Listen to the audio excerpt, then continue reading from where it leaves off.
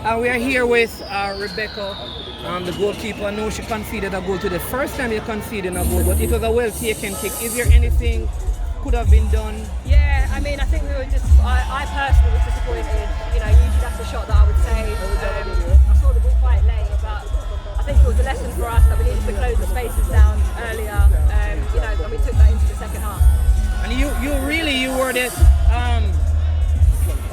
you never really assisted on the goal, but your quick distribution of the ball and accurate distribution contributed to the counter-attack goal that we scored. I mean, what do you attribute that to?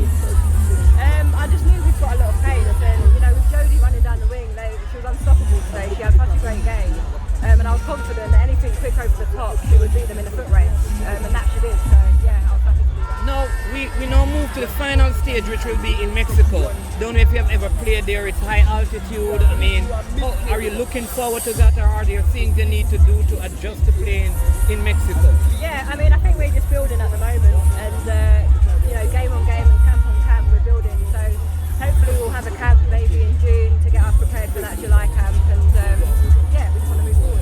Listen, I tell people that in the Premier League, I'm an Arsenal fan, but you're the best goalkeeper because you represent the best country in the world. All right, though you conceded today, I think it was a very well taken shot. It wasn't any fault of your own. But all the best. Thank you. Congratulations. Thank you. And when you play, we win. So keep on playing. Thank all you. right. Yeah.